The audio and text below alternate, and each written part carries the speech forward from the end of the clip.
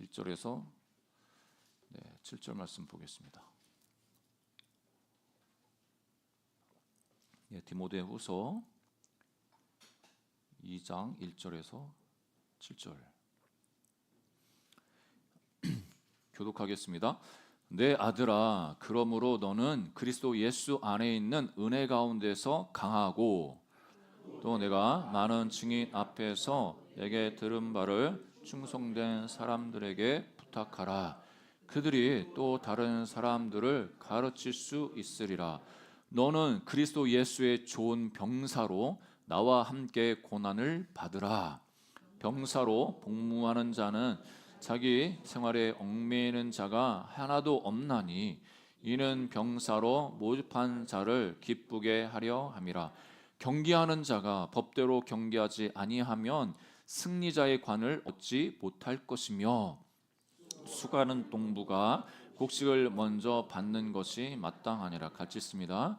내가 말하는 것을 생각해 보라. 주께서 범사에 내게 총명을 주시리라. 아멘. 한 SNS에 짧은 사연이 소개된 적이 있었는데요. 그 영국 런던에 사는 이제 소방관 안토니아 니콜이라는 분이 이제 글을 올리셨습니다. 니콜의 어머님 되시는 분이 암으로 그 5년 동안 투병 생활을 하시다가 이제 49세의 나이로 이제 돌아가셨는데, 임종 직전에 어머니께서 홀로 남은 남편에게 유언을 남기셨습니다. 그 유언이 다른 게 아니라 욕실에 작은 화분이 있는데 거기에 담긴 식물을 아주 잘 키워달라고 부탁을 하신 거죠. 그래서 그 이후에 이 니콜의 아버지께서 어머니 그 자기 아내의 그 유언을 따라서 매일매일 그 화분에 물을 주면서 정성껏 관리를 했습니다. 아주 빠짐없이 잘 관리를 했는데, 근데 몇 년 후에 이제 니콜의 아버님도 요양원에 그 양로원에 이제 들어가셔야 되는 상황이어가지고 가족들이 이제 이삿짐을 싸고 이렇게 하는데 이 니콜이라는 사람이 깜짝 놀랐습니다. 욕실에 가서 그 화분을 보니까 그 몇 년 동안 그 아버지가 정성껏 키웠던 그 식물 있지 않습니까? 물을 주면서 아낌없이 이렇게 관리했던 그 식물이 장식용 플라스틱 식물이었던 거예요. 플라스틱, 이게 요즘은 너무 잘 만들어가지고 이게 진짜인지 가짜인지 이게 할 정도로 그렇게 되지 않습니까? 이게 딱 보니까 자세히 보니까 이게 진짜 식물이 아니라 플라스틱 가짜인 거죠, 장식용. 그래서 니콜이 깜짝 놀라서 온 식구들이 한바탕 이제 웃었다는 그 경험을 이제 올렸는데, 그분이 이제 하시는 말씀이 어머니는 자신의 그 농담스러운 유언을 수년째 지킨 아버지의 모습에 행복해 했을 것이다, 이렇게 쓰고 있습니다.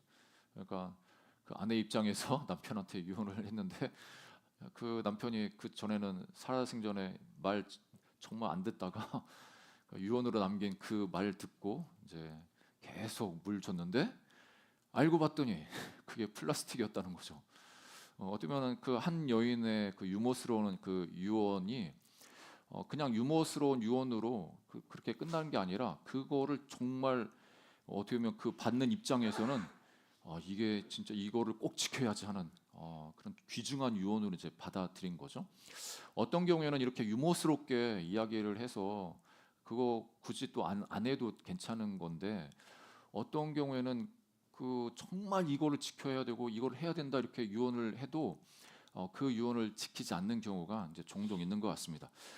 바울은 자기가 이제 하나님 앞에 갈 시점이 다가온 것을 몸소 알고 이 디모데에게 정말 유언 같은 편지를 쓰고 있습니다. 그래서 바울 서신 중에 가장 마지막에 썼던 그 서신서가 바로 디모데 후서라고 이야기를 합니다. 디모데 후서에서 이 남겨져 있는 사람들을 향해서 이제 이렇게 글을 쓰고 있는데, 특별히 이 디모데라는 사람, 어떻게 보면 혈육 관계도 아니거든요. 1차 전도 여행 때 복음을 전했던 그 성에서 이제 2차 전도 여행에서 제자를 삼고 같이 그 이후에 함께했던 사람인데, 혈육지간이 아니지만 자기 그 믿음으로 자기가 마음으로 낳은 그 아들처럼 너무나 귀하게 이렇게 보살펴주고 또 훈련시키고 그래서 지금은 에베소라는 그 지역의 교회 리더로 이렇게 서고 있는 자기 아들을 향해서 이렇게 편지를 쓰고 있습니다. 어떻게 보면 정말 유언 같은 말씀이기 때문에 디모데 입장에서도 이것을 그냥 허투루 듣지는 않았을 겁니다. 그러면 이 디모데 후서에 여러 가지 권면들이 있는데 그 권면들 중에서 이 디모데에게 정말 필요한 것들, 오늘 본문의 말씀에 이 바울이 디모데에 이렇게 권면을 하고 있는데 이것은 단지 디모데한테만 주는 말씀이라기보다는 이 시대를 살아가는 우리들에게도 이 말씀이 적용될 수 있음을 우리에게 가르쳐 주십니다. 그 디모데가 남긴 이 오늘 본문의 말씀에 그 핵심은 그냥 너는 강한 하나님의 사람이 되라는 것입니다. 강한 그리스도인으로서 이 땅을 살라고 격려하고 있습니다. 특별히 디모데는 젊고 어떻게 보면 많은 사람들로 하여금 그 디모데 전서에서도 너의 그 연소함을 업신여기지 않도록 네 삶을 좀 신중하게 그렇게 생활하라고 이렇게 바울이 권면하지 않습니까? 그러니까 이 디모데 입장에서는 사람들이 보기에는 어른들 입장에서 그 디모데를 볼 때는 너무 어린 어떻게 보면 유약한 그런 사람으로 비춰질 수가 있었죠. 그런 디모데를 향해서 하나님께서 이 바울을 통해서 이렇게 몇 가지 권면을 하시는데 오늘 그 말씀 함께 살펴보면서 우리에게 적용할 말씀 무엇인지 한번 깨닫는 시간 되기를 소망합니다. 첫 번째로는 강해지라고 이렇게 권면을 합니다. 1절에 보니까 아들아 그러므로 너는 그리스도 예수 안에 있는 은혜 가운데서 강하고 내 아들아. 그러니까 이 바울에게 있어서 한창 1차, 2차, 3차 전도 여행할 때 엄청난 일들을 하지 않습니까? 많은 교회들을 세우고 그럴 때는 정말 주변에 동역자들이 너무나 많이 있었습니다. 어떻게 보면은 성장할 때, 잘 될 때 주변에 사람들이 몰려드는 것은 좀 당연하죠. 근데 이 디모데가 이제 후기로 가면서 가이사랴 그 감옥에 2년 동안 그렇게 묶여 있고 그 다음에 로마로 가서 1차 투옥이 돼서 2년 동안 그렇게 투옥돼 있고 또 풀려나서 다시 이제 두 번째로 로마 감옥에 이제 투옥이 되는데 그런 과정을 겪다 보니까 사람들이 그렇게 존경하고 따랐던 그 사람들이 이 바울을 조금씩 떠나는 거죠. 동역자였던 사람들 떠나고 또 세상으로도 떠나고 자기 일 때문에도 떠나고 남은 사람이 주변에 남은 사람이 별로 없는 거예요. 봤더니 이제 디모데 정말 자기가 마음으로 영적으로 그렇게 키웠던 이 디모데만 남아서 이 디모데를 향해서 내 아들아 하면서 진심으로 이 아들이 잘되는 그 마음을 가지고 권면을 하고 있습니다. 그래서 첫 번째 하는 말씀이 강하라, 강하고라고 이렇게 표현하는데 이거는 강해져라는 의미가 있습니다. 강해져라. 네가 강해져야 돼. 이렇게 이제 이 디모데에게 권면을 하는데 우리가 그 바울이 볼 때는 이 디모데가 좀 약하게 보이는 부분들이 좀 마음에 쓰이는 거죠. 그러니까 아무리 자녀가 나이가 들어도 부모 입장에서는 자녀가 어리게 보이지 않습니까? 그래서 더 돌봐줘야 될 것 같고 그런 게 이제 부모의 마음이지 않습니까? 이 바울이 볼 때도 디모데가 어느 정도 성장해서 또 교회 리더로 이렇게 생활하고 있지만 이 바울이 볼 때는 디모데가 너무 약해 보이는 거죠. 그래서 너 강해져야 돼 이렇게 격려를 합니다. 이 디모데의 입장에서는 그 심적인 부분도 있지만 그 육체적인 부분에서도 또 연약함이 있었던 것을 이 바울이 이제 지적을 해줍니다. 디모데전서 5장 23절을 보니까 이제부터는 물만 마시지 말고 내 위장과 자주 나는 병을 위하여는 포도주를 조금씩 쓰라. 그러니까 이 디모데가 가지고 있는 그 고질적인 병이 있는데 그 위가 잘 안 좋은 것 같아요. 위장병이라고 이제 보통 이야기하는데 위장병을 위해서 네가 포도주도 좀 같이 쓰면서 그 병을 좀 다스려라 이렇게 권면을 하는 거죠. 그러니까 이 바울 입장에서 예수 그리스도 이름으로 명하노니 이 위장병은 떠나가라 고침받을 줄 믿어 이게 아니라 너 포도주도 마셔 포도주 마시면서 위 아픈 거 좀 다스려 이렇게 이제 권면을 하는 거죠. 지금 상황에서 보면은 그런 거죠. 석회가 많이 이렇게 있는 물을 마시면 몸에 이게 돌이 많이 생기지 않습니까? 그래서 이제 병원에서는 이제 맥주도 마시라 이렇게도 하고 또 변비에는 막걸리가 좋다 막 이렇게도 하고 그래서 아무튼 이 뭔가 몸이 약한 그 부분에 대해서 네가 할 수 있는 부분들을 하라고 이렇게 권면을 하는 겁니다. 그럼 왜 디모데가 위장병에 걸렸냐? 이 디모데의 성향 자체가 너무 신경이 예민한 성향인 거예요. 그러니까 평소에 위장병이 있다 이렇게 하시는 분들, 이렇게 역류성 식도염을 가지신 분들 보면 그 신경이 좀 예민하신 부분이 많이 있습니다. 병원에서는 이제 의학적으로도 이야기를 하죠. 그러니까 마음을 편히 먹고 있는 분들은 평소에 그 위장병 걸릴 위험이 별로 없습니다. 그렇지만 상당히 예민하고 신경이 좀 예민한 이런 분들은 위장병이 꼭 다 있습니다. 지난주에도 우리가 허드슨 선교사님 위해서 함께 기도했는데 그 둘째 태경이도 속이 안 좋아가지고, 그러니까 그 현지에 사는 것, 그 외국에 사는 이런 것들이 스트레스가 얼마나 많이 있겠습니까? 그 스트레스를 감당해야 되니까 위가 이제 내부적으로 잘 안 좋아지는 거죠. 이 바울이 볼 때 디모데가 육체적인 그런 질병을 가지고 고생하는 것, 그게 더 나가서 보니까 이 디모데의 그 심령이, 그 내면이 좀 더 강해져야 될 필요가 있기 때문에 예수 그리스도 안에서 네가 좀 강해져라 이렇게 권면을 하는 것이죠. 여기서 강해져라고 할 때 예수님 안에서 강해져라고 이렇게 강하고라고 하는 이 표현이 능동태가 아닙니다. 그러니까 수동태입니다. 이게 무슨 말이냐면 내가 강해져야지. 그래, 나 강해져야 돼. 강해져야 돼. 난 강하게 될 거야 하면서 뭔가 막 자기 자신을 훈련하면서 막 열심히 뭔가를 살아가지고 내가 나 스스로 강해지게 만들어야지. 그러니까 운동 열심히 해서 몸을 더 강하게 만들고 뭔가를 뭐 명상을 더 깊이 열심히 해가지고 내면적으로 더 강해지고 이런 차원이 아니라, 그러니까 스스로 노력해서 강해지는 게 아니라 이 강해져라는 이 표현은 수동태입니다. 내가 강해지는 게 아니라 누군가에 의해서 내가 강해지는 거죠. 그러니까 여기서 이 바울이 표현하는 것은 그리스도 예수 안에 있는 은혜 가운데서 강해져라. 그러니까 이 강해지는 것은 누구에 의해서 강해지냐면 그리스도 예수 안에 있는 은혜 가운데서 강해지는 거죠. 하나님이 예수 안에 들어온 우리들을 그 은혜를 주셔서 강하게 하실 수 있다는 걸 말씀하는 겁니다. 그러니까 우리 내면을 가르쳐서 내가 신경질적이고 또 내면이 너무 약해가지고 마음이 약해서 막 언제든지 어려움 만나면 녹아져 내리고, 이게 내가 내 마음을 스스로 내 의지를 가지고 막 내가 강해져야 돼 이렇게 해서 강해지는 게 아니라 내가 독한 마음을 품어야지.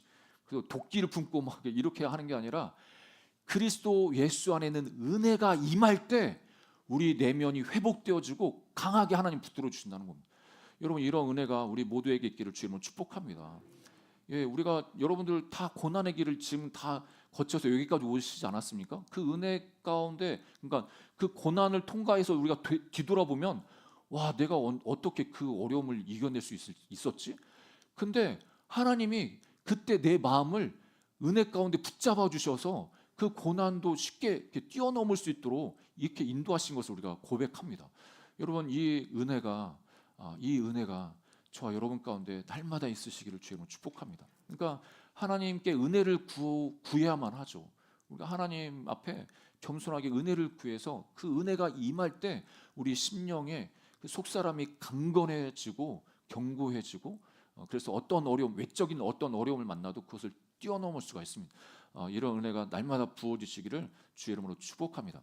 그래서 세상이 말하는 너 강해져야 돼. 세상에서 강한 사람으로 그러니까 뭐 살아남는 자가 강하다 이런 말도 있지만 너 강해져야 이 세상에서 살아갈 수 있고 승리할 수 있어. 독한 마음 품고 뭐 이렇게 해요. 그것도 어느 정도 맞지만 그거는 인간의 한계가 있는 겁니다. 하나님께서 은혜를 주셔야 그 은혜 가운데 우리 속사람이 회복되어지고, 그래서 더 강해져서 하나님의 그 은혜로 강해져서 그 어떤 어려움도 이겨낼 수 있습니다. 그래서 이 바울은 디모데뿐만 아니라 성도들을 위해서 기도할 때, 에베소 성도를 향해서 기도할 때도 성령의 능력으로 너희 속사람이 강건케 되기를 중보하지 않습니까? 우리가 날마다 하나님 앞에 기도하는 것은 그렇게 기도해야 됩니다. 하나님, 성령의 능력으로 나의 속사람을 좀 강건하게 해주세요. 여러분, 이런 기도가 매일매일 있으시기를 축복합니다. 그럴 때 하나님이 여러분의 마음에 은혜 주셔서 과거의 그 상처, 과거의 그 어려움, 또 회적인 생각, 부정적인 생각에 매여 있던 내 마음이 회복되어져서 새롭게 심령이 회복되어져서 그것을 뛰어넘고 새로운 삶을 살아갈 수가 있습니다. 두 번째로는 이 바울이 이야기하기를 가르치라고 합니다. 가르치라. 2절에 보니까 같이 읽습니다. 2절 읽어보겠습니다. 시작. 또 네가 많은 증인 앞에서 내게 들은 바를 충성된 사람들에게 부탁하라. 그들이 또 다른 사람들을 가르칠 수 있으리라. 여러분, 우리가 여기에서 신앙생활 할 수 있었던 그 이유가 뭔지 추적해 보면, 예수님께서 부활하시고 이제 승천하신 다음에 그 이후에 성령님이 임하셔서 이제 제자들이 복음을 증거했기 때문에 우리가 지금 이 시간은 우리가 복음을 듣고 예수님 믿지 않았습니까? 그 2000년 전에 선포됐던 그 복음이 여기까지 올 수 있었던 이유, 기독교 신앙이 계승되었던 이유가 바로 2절에 담겨져 있는 거죠. 이런 하나님의 은혜가 계속적으로 이어져 왔기 때문에 지금 저와 여러분이 예수님 믿고 있는 겁니다. 그러니까 여기 보면 4대를 이야기를 하는 건데요. 그러니까 바울인 내가 1세대라면 이 디모데는 2세대인 거예요. 디모데한테 부탁하기를 3세대, 너 충성된 사람들에게 부탁해야 돼, 가르쳐야 돼. 그럼 3세대가 되고, 그 충성된 사람이 또 다른 사람, 여기 보니까 다른 사람을 가르칠 수 있으리라. 그 다른 사람이 되니까 4세대가 되는 거죠. 여러분, 우리가 여기 계신 우리 모든 성도님들 가정에 여러분들 예수님 믿고 여러분이 구원받고 또 여러분들의 자녀가 예수님 믿고, 그거로 끝나는 게 아니라 여러분의 손주들이 예수님 믿고, 이렇게 보면 얼마나 감사하고 기쁩니까? 그런데 여러분, 그 3대에 끝이지 않고 4대까지 보시기를 축복합니다.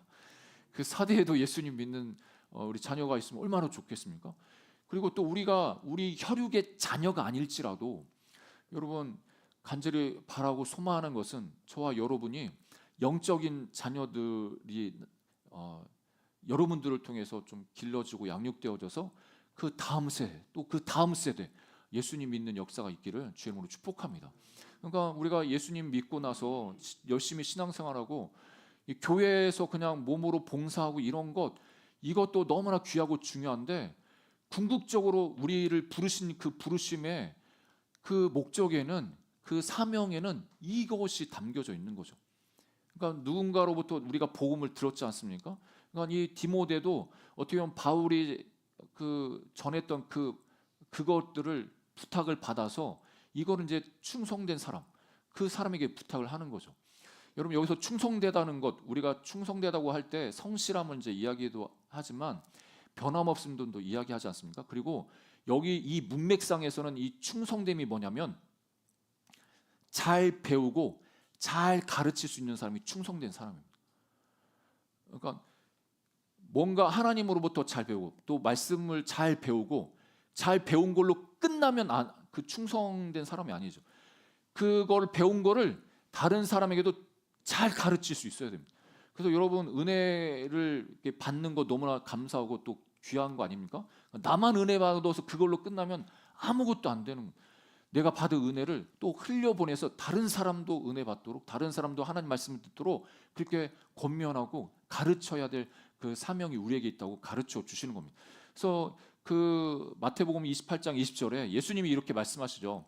내가 너에게 분부한 모든 것을 가르쳐 지키게 하라. 볼지어다 내가 세상 끝날까지 너희와 항상 함께 있으리라 하시니라. 그러니까 예수님도 부활하시고 승천하실 때 제자들에게 하셨던 마지막 유언 같은 말씀이 뭐냐면, 내가 너희가 3년 동안 함께 지내면서 내가 너희들 가르친 거 있잖아.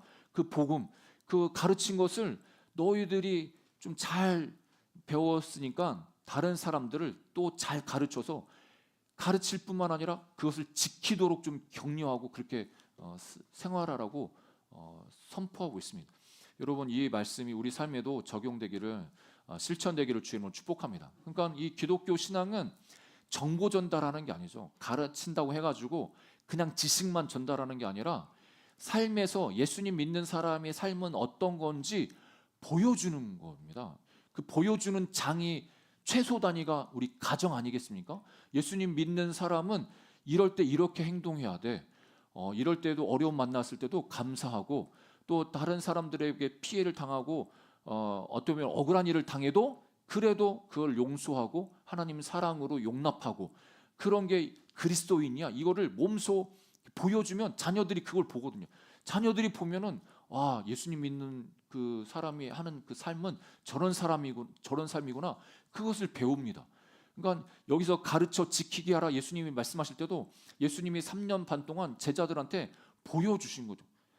말씀만 하고 그 말씀으로 끝난 게 아니라 그러면 하나님을 경외하고 하나님 예수님의 제자로 사는 삶이 어떤 건지 예수님은 직접 보여주셨고 또 우리 제자들이 그렇게 살아가도록 격려해 주셨습니다. 그래서 요한복음 17장 20절에 보면 이 예수님께서 이 땅에 계셨을 때 마지막 했던 그 기도가 요한복음 17장에 기록되어져 있습니다. 그래서 대제사장의 기도라고 해가지고 요한복음 17장이 아주 유명합니다. 여러분 시간이 되시면 예수님이 마지막에 어떤 기도를 그렇게 많이 하셨나 한번 살펴보시면 좋습니다. 첫 번째로는 자기 자신을 위해서 기도합니다. 그 다음에 두 번째로는 자기가 같이 생활했던 제자들을 위해서 기도합니다. 그리고 마지막에 누구를 위해서 기도하냐면 그 제자들을 통해서 예수님을 믿는 그 사람들을 위해서 기도합니다. 예수님은 제자들만 본 게 아니라 제자들 그 너머를 보신 거죠. 그러니까 그 너머에 있는 우리들을 보신 거나 마찬가지죠. 그 2000년 전에 예수님이 그 십자가를 지시기 전에 내가 죽고 부활하고 승천하고 이 땅에 없지만 내 제자들이 예수님을 복음을 선포하고 또 예수님 그 제자들을 통해서 나를 믿는 그 사람들 그 사람들을 위해서 예수님이 바라보시면서 기도합니다. 그게 17절 요한복음 17장 20절 말씀인데 내가 비옵는 것은 이 사람들만 위함이 아니요 또 그들의 말로 말미암아 나를 믿는 사람들도 위함이니. 그러니까 예수님도 어떻게 보면 나의 제자들 세대에서 이 믿음과 신앙이 끝나는 게 아니고 이 제자들 넘어서도 이 복음이 증거돼서 그 제자들의 제자들이 예수님 안에서 하나 되기를 위해서 바라보면서 예수님이 중보기도를 먼저 이렇게 해 주신 겁니다. 여러분 이 예수님의 어떤 기도의 그 응답이 저와 여러분일 수 있는 거죠. 할렐루야. 얼마나 감사합니까? 예수님이 이때 이렇게 기도 심으셔가지고 우리도 예수님 믿고 예수 그리스도 안에서 이 하나 되는 그 은혜를 누리고 있는 겁니다. 충성된 사람, 우리가 강한 그리스도인이라고 이야기할 때 내면에 은혜가 임해서 우리 내면이 강해지는 사람일 뿐만 아니라 더 나아가서는 그 강한 그리스도인은 어떤 사람이냐면 충성된 그리스도인입니다. 잘 배우고 나로 끝나지 않고 또 남도 잘 가르쳐서 그 사람이 또 다른 사람을 가르칠 수 있도록 인도하는 사람이 바로 강한 그리스도인, 충성된 그리스도인 것을 기억하시기를 주의 이름으로 축복합니다. 마지막 세 번째는 이 바울이 디모데를 향해서 고난을 받으라고 말합니다. 저는 잊혀지지 않는 게 저희 부모님이 항상 어렸을 때 나는 고생했지만 너희들은 고생 안 했으면 좋겠다 해가지고 열심히 공부해라 이렇게 격려해 주셔서 시골에서 그 부여에서 이렇게 성남으로도 올라오시고 그러니까 그 부모 여기 다 같은 마음이실 겁니다. 내가 그렇게 어렵게 힘들게 고생하면서 살았어도 내 자녀 때만큼은 내 후손 때만큼은 좀 잘 살고 고난받지 않고 고통 가운데 있지 않고 잘 되는 거 부모의 심정 아니겠습니까? 그런데 바울은 너 고난받아야 돼. 고난받아 이렇게 이야기하는 거죠. 디모데 입장에서는 좀 축복의 말씀을 하시지 이렇게 고난받으라고 하시나 이렇게 할 겁니다. 그래서 3절에 보니까 너는 그리스도 예수의 좋은 명사로 나와 함께 고난을 받으라. 여기서만 이야기하는 게 아니라 디모데후서 1장 8절을 보니까 이렇게 바울이 글을 씁니다. 같이 한번 읽어보겠습니다. 디모데후서 1장 8절입니다. 시작. 그러므로 너는 내가 우리 주를 증언함과 또는 주를 위하여 갇힌 자 된 나를 부끄러워하지 말고 오직 하나님의 능력을 따라 복음과 함께 고난을 받으라. 그러니까 복음과 함께 고난을 받으라는 것은 복음을 위해서 함께 고난을 견뎌내라, 감내하라 그런 거죠. 그러니까 예수님이 있는 것 때문에 고난을 감내를 해야 된다고 말씀하시는 겁니다. 그러니까 우리가 복음 전하는 일을 하다 보면 또 거절될 수 있고 또 어떤 경우에는 저 사람이 안 믿을 것 같으니까 전하고 싶지 않을 때도 또 있습니다. 보면은 외적으로도 너무 이렇게 강팍해 보여가지고 그런데 그 확률과 상관없이 이제 전했을 때 뭐 거절도 있을 수 있고 핍박도 있을 수 있고 핀잔도 받을 수 있고 그런데 그런 거 그냥 감내하라는 겁니다. 그런 거 중요하지 않고 그냥 복음과 함께 고난을 받으라는 이 말씀은 그냥 그런 것도 그러려니 하고 그냥 지나칠 수 있어야 된다는 거죠. 여러분 예수님 믿는 것 때문에 또 예수님 전하는 것 때문에 이 고난 받는 것 그 두려워하지 않는 우리 모두가 되기를 주님으로 축복합니다. 그래서 예수님의 복음과 함께 복음을 위해서 살아가다 보면 우리가 많은 어려움들을 겪는데 여기서 바울은 그러면 이 복음과 함께 고난을 받을 때 우리가 직면하는 여러 가지 어려움들도 있을 수 있는데 그러면 어떤 태도를 가지고 그 상황을 뛰어넘고 승리할 수 있는가 몇 가지 태도를 세 가지 그 모습을 보여주면서 우리에게 가르쳐 주십니다. 이게 오늘 4절부터 이 후반절 말씀인데 병사의 모습, 경주하는 자의 모습, 그리고 그 농부의 모습을 보여주면서 우리가 어떤 태도로 복음과 함께 고난을 받는 자들이 어떤 태도로 이 땅을 살아가야 되는지를 말씀하십니다. 그게 이제 병사의 태도 그 모습을 이제 4절에 말씀하시는데 우리 4절 한번 읽어보겠습니다. 시작. 병사로 복무하는 자는 자기 생활에 얽매이는 자가 하나도 없나니 이는 병사로 모집한 자를 기쁘게 하려 함이라. 그러니까 우리가 예수님 안에 들어와서 그리스도인이 됐다는 것은 또 병사로 부름을 받았다는 겁니다. 이 디모데도 바울이 이야기할 때 너희가 병사같이 하나님을 섬겨야 된다고 이제 이야기하는데 병사라는 말보다는 이제 우리는 이제 군인이라는 말이 더 쉽죠. 군인으로 복무하는 것 어떻게 보면 군대에 가면 자기 삶이 없지 않습니까? 군대 첫 입소하면 이 외부에서 입고 왔던 다 그 모든 걸 다 벗어놓게 해가지고 속옷부터 모든 것들 이제 군 용품을 이제 줍니다. 그래서 사회에서 있었던 거 다 잊어버리라고 이제 이야기를 하는데 그 군에 들어오면 이제 군에 철저하게 어떻게 보면 그 명령 체계에 따라서 순종하고 따라가야 될 그런 책임이 있는 거죠. 그렇게 해야 이제 군이 제대로 움직이지 않습니까? 군대에 갔는데 뭐 명령했는데 명령할 때마다 손 들어가지고 이의 제기하고 그건 아닌 것 같습니다. 이러면은 군대가 군대로서의 역할을 감당하지 못합니다. 그러니까 군사로 모집한 자로서 군인으로서 자기 생활에 얽매이지 않아야 된다고 이렇게 바울은 이야기하면서 그렇게 할 때 부르신 모집한 자가 누구겠습니까? 하나님 아니겠습니까? 그 하나님을 기쁘시게 할 수 있다고 우리에게 말씀하십니다. 근데 여기서 우리가 살펴볼 것은 얽매이는 자라는 이 표현이 어떤 의미이냐면 원래 원어적인 표현은 이 얽매인다 이것이 이제 여러분 생머리 하고 계신 분들은 자고 일어나면 머리가 엉키지 않습니까? 엉킨다라는 의미가 있습니다. 그래서 저희 아이들 이제 머리가 길어가지고 우리 막내는 아침에 일어나면 한동안 머리를 빗더라고요. 너 왜 머리 빗냐?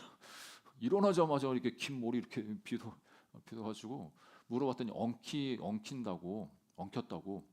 그러니까 우리 삶이 이게 무슨 말이냐면 너무 자기 삶에만 집착하고 그 문제에만 집중하고 거기에다 이렇게 하다 보면 나도 모르게 내 삶이 복잡해지는 겁니다. 생각이 복잡해지고 삶이 복잡해집니다. 그러니까 삶이 엉키게 됩니다. 다른 말로 하면 우선순위를 분명하게 정하면 이 우리 삶이 단순하면서 아주 능력 있는 삶을 사는 거죠. 그러니까 뭐 이렇게 생각이 복잡하신 분들 보면은 자기 문제 때문에 그걸 골몰하다가 이 생각 저 생각하면 그 생각이 꼬여가지고 삶도 꼬이니까 너무 복잡해지는 거예요. 그렇지만 생각을 단순하게 자기 삶의 우선순위를 단순하게 전하고 먼저 하나님 우선으로 하고 그 다음에 우리 가족, 우리 공동체 이런 우선을 정해서 우선순위를 우리가 무슨 일을 할 때 딱 정하면 일이 척척척도 이렇게 쉽게 진행되지 않습니까? 제가 참 보면 우리 음식을 준비해 주시는 우리 안수 집사님과 우리 집사님 보면 지난번에 예전에 지금 최근은 아니고 예전에 가서 이렇게 일 도와드리다 보면 그게 일 도와드린 것도 아니죠. 그냥 옆에서 구경한 건데 구경하다 보면 그러니까 말씀하시더라고요. 이게 먼저 일주일 동안 하루 토요일 날에 다 하시는 게 아니라 계획을 다 해놓으셔가지고 조금씩 다 이렇게 준비를 해놓으셔서 그냥 그 당일 날에는 아주 순적하게 이렇게 준비를 하신 거죠. 예, 오늘은 이제 소머리 국밥을 이제 준비하셔가지고 우리 안수 집사님이 소머리를 사셔가지고 다 다듬어가지고 예, 그 일을 하는 것 자체도 어떻게 보면 생각에 계획을 하시고 언제 이게 준비를 다 해놓으시고 이렇게 해가지고 수월하게 하는 거 아니겠습니까? 뭐 우리 안수 집사님과 우리 집사님뿐만이겠습니까? 여러분들도 가정에서 일을 하실 때, 직장에서 일을 하실 때 순서를 정해서 일하면 삶이 복잡하지 않고 이것 끝나면 이게 차근차근 하니까 삶이 단순해지고 아주 좋습니다. 그런데 우리가 우선순위를 바로 정하지 못해서 우리가 생각이 복잡해지고 내 삶에 얽매이다 보면은 하나님 나라를 위해서 하나님께서 부르시고 또 하나님 요청하셔서 격려하셔서 우리를 하나님의 일에 그렇게 도전하시고 부르실 때 마음이 복잡하니까 단순하게 그것에 순종하면서 따라가지를 못합니다. 여러분 우리가 우리 삶을 단순화시키고 우선순위를 정해서 하나님께서 언제든지 부르실 때 언제든지 순종하며 따라하는 우리 모두가 되기를 주의 이름으로 축복합니다. 그 다음에 경주자의 모습을 5절에 보여주는데 같이 한번 읽어보겠습니다. 5절 시작. 경계하는 자가 법대로 경계하지 아니하면 승리자의 관을 얻지 못할 것이며, 우리가 보통 이 경기자의 모습은 법대로 경계해야 된다. 그래서 그 규칙을 잘 따라야 된다. 그래서 말씀에 순종하며 따라야 된다. 이렇게 이제 말씀을 적용해 왔는데 이 법대로 하라는 이 부분이 반칙하지 말라 이런 부분들도 있지만 이때 당시에 그 올림픽 우리 지금 올림픽 경기가 있지 않습니까? 이때 당시에도 제우스 그러니까 제전들이 많았죠. 그 우리식으로 하는 올림픽 같은 경기들이 많이 있는데 그 경기를 하기 전에 선수들이 무엇을 하냐면 제우스 그때 당시 이 사람들은 제우스 신을 섬겼기 때문에 제우스 앞에 서약을 합니다. 한 10개월 정도 이 운동 경기가 있기 전에 10개월 정도 그 우승을 목표로는 하지만 혹시라도 우승하지 못한다 할지라도 내가 그 경기에서 최고의 그 능력을 발휘하기 위해서 열심히 준비하겠다는 그 서약을 합니다. 10개월 전에. 10개월 동안 내가 나를 단련시켜서 최선으로 준비해서 최상의 경기를 내가 하겠다. 그래서 서약을 제우스 신 앞에서 하는 겁니다. 그러니까 이 법대로라는 게 그 의미가 있습니다. 그러니까 하나님의 일을 할 때 우리가 그냥저냥 하는 게 아니라 우리 것을 최선으로 준비해서 훈련되어져 가지고 하나님 앞에 우리 자신을 그렇게 드린다는 의미가 있습니다. 우리가 경주자로 지금 믿음의 경주를 하고 있지 않습니까? 그 믿음의 경주에 있어서 여러분 자신을 잘 훈련하고 그래서 하나님 앞에 귀한 것들을 보여드릴 수 있는 우리 모두가 되기를 주님으로 축복합니다. 예. 우리가 우리 스스로가 또 잘 훈련되어지고 준비되어져야 하나님께서 부르실 때 또 하나님 언제든지 그 부르심에 순종해서 그 뜻을 이룰 수가 있습니다. 그 다음에 이 농부의 태도 그 모습 속에서는 수고하는 농부가 곡식을 먼저 받는 것이 마땅하니라 하면서 내가 말하는 것을 생각해보라. 주께서 범사에 내게 총명을 주시라. 이 농부에게서 우리가 본받아야 될 그 태도는 인내와 그 성실함입니다. 농부치고 성실하지 않은 분이 없습니다. 정말 새벽같이 일어나셔가지고 가셔서 농사일을 하시고 그리고 뭐 우리가 잘 알지만 뭘 심어놓고 계속 그걸 확인해가지고 뽑고 이러지 않지 않습니까? 이것이 계속 잘 자라기를 기다리면서 인내하는 게 이 농부의 태도죠. 우리가 예수님을 따라가고 강한 그리스도인으로 이 땅을 살아갈 때 우리가 가져야 될 그 태도는 그 인내와 성실함인 것을 우리에게 말씀해 주시고 있는 겁니다. 그래서 디모데후서 2장 10절 12절에 이렇게 말씀합니다. 그러므로 내가 택함 받은 자들을 위하여 모든 것을 참음은 이 바울도 계속적으로 하나님 안에서 참고 인내하면서 왔다는 것을 고백하는 거죠. 그들도 그리스도 예수 안에 있는 구원을 영원한 영광과 함께 받게 하려 함이라. 미쁘다 이 말이요 우리가 주와 함께 죽었으면 또한 함께 살 것이요 참으면 또한 함께 왕노릇할 것이요. 어떻게 보면 우리가 지금 말세를 살아가고 있지 않습니까? 예수님이 부활하고 승천하신 그때부터 지금은 말세입니다. 그래서 말세의 지말이라고도 이야기해요. 말세 중에서 또 말세다 이렇게 이야기하는데 우리가 끝까지 인내가 필요한 것은 그 인내를 통해서 결국에 하나님 앞에 서서 이 생명의 면류관, 승리의 면류관을 얻고 왕노릇하기 위함입니다. 여러분 끝까지 인내로 승리하시기를 주님으로 축복합니다. 그래서 저는 여러분을 너무나 존경하고 존경하는 것은 지금까지 믿음 안에 있었다는 것, 이렇게 주님 앞에 나와서 이렇게 신앙생활 하신다는 거 너무나 귀하고 너무나 잘하시는 겁니다. 우리가 잘 아는 주변에 있는 많은 사람들 중에 너무 안타까운 그 신뢰들을 보면 예수님을 그렇게 잘 믿어서 나한테도 복음을 전했고 나를 인도했던 그 사람들이 예수님을 떠난다든지 또 예수님과 오해의 관계 속에서 더 하나님 앞에 나가지 못하는 그런 모습 보면 너무나 마음이 안타깝지 않습니까? 여러분 끝까지 주님을 향한 오해가 없이 주님이 여러분을 향해서 어떤 분인지를 잘 알고 강한 그리스도인으로 승리하시기를 주의 이름으로 축복합니다. 말씀의 결론을 맺으면 이 디모데에게 편지를 쓴 그 해가 66년으로 이제 성경학자들이 이야기합니다. 그래서 AD 67년 경도에 이 바울이 로마 서문 밖 5km 지점에서 참수형을 당합니다. 네로의 명으로 이제 참수형을 당하는데 교회 전승에 의하면 3번 그 머리가 떨어졌다고 하죠. 그래서 떨어진 곳마다 샘물이 터졌다 해서 그곳에 바울 순교 뭐 기념교회 이렇게 세우고 그러는데 그 교회의 다른 별명, 그 교회의 다른 별명이 세계의 샘이라는 그런 별명이 있다고 합니다. 그 떨어진 곳은 이제 샘이 솟아났기 때문에 바울이 전한 그 복음이 그 아시아와 로마에 그 복음이 거기에서 또 멈추지 않고 계속적으로 그 복음이 흘러서 우리 가운데 왔고 우리가 예수님을 알게 되었습니다. 어떻게 보면 우리는 다 이 시대를 살아온 우리들 모두는 복음의 빚진 자죠. 그 복음의 빚진 자로서 그냥 내가 영혼 구원 받았으니까 이걸로 끝이야.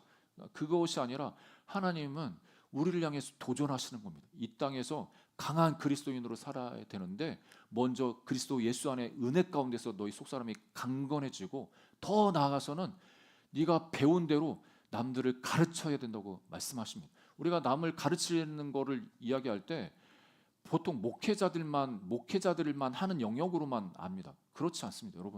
여러분들이 여러분의 가정에서 자녀들 또 여러분의 직장과 사회 속에서 여러분 주변에 있는 그 사람들을 가르칠 수 있는 우리 모두가 되시기를 주 이름으로 축복합니다. 그래서 여러분이 하나님 앞에 갔을 때 저와 여러분도 하나님 앞에 갔을 때 열매가 무엇이겠습니까, 여러분? 우리가 이 땅에서 뭐 많은 것 얻었다고 할지라도 다 이 땅에 놓고 가는 거 아니겠습니까? 하나님 앞에 가서 열매는 내가 예수님 믿고 나서 내가 정말 성격과 인품이 안 좋았는데 예수님 믿어서 예수님 닮아가서 내 인격과 성품이 변화된 그 모습으로 예수님 앞에 가고 더 나아가서는 나를 통해서 구원받은 하나님 백성, 그 백성이 또 다른 사람을 예수님 믿게 해서 구원받은 그 영혼 3대 4대까지 같이 하나님 앞에서 예배 드리는 그것이 얼마나 큰 영광이겠습니까? 여러분 이 영광을 바라보시면서 꿈꾸시면서 이 땅에서 강한 그리스도인으로 승리하시기를 주 이름으로 축복합니다. 디모데후서 4장 6절에 바울은 이렇게 이야기를 합니다. 전제와 같이 내가 벌써 부어지고 나의 떠날 시각이 가까웠도다. 우리가 언젠가는 뭐 바울만 하나님 앞에 가겠습니까? 우리 이 땅을 살아온 우리 모두가 이제 하나님 앞에 설 날이 있을 텐데 그때 후회 없이 하나님 앞에 그렇게 당당히 설 수 있는 우리 모두가 되기를 주 이름으로 축복합니다. 이제 함께 말씀을 기억하면서 기도하는 시간 갖겠습니다. 여러분 함께 여러분을 도전하기 원하는 것은 여러분 한번 생각해 보세요. 여러분 자녀들 또 여러분의 주변에 있는 사람들, 그러니까 내가 육체 자녀만 자녀가 아니라 내가 복음으로 낳은 자녀가 영적인 자녀, 너무나 귀한 자녀들이지 않겠습니까? 하나님, 우리가 예수 그리스도 안에서 이렇게 먼저 구원함을 얻었는데 이 나의 주신 이 믿음, 이 복음이 나한테만 머물러 있지 않고 2대, 3대, 4대까지 가는 것을 보기 원합니다. 하나님, 그 사람들을 만나게 해 주십시오. 그 충성된 사람을 만나게 해 주십시오. 2024년도 가기 전에도 만나고 또 2025년도에도 하나님 만나게 해 주십시오. 그래서 그 사람들에게 이 복음을 함께 나눌 수 있고 가르칠 수 있도록 해달라고 함께 기도했으면 좋겠습니다. 여러분 이 믿음의 3대, 4대의 그 비전을 가지고 하나님 앞에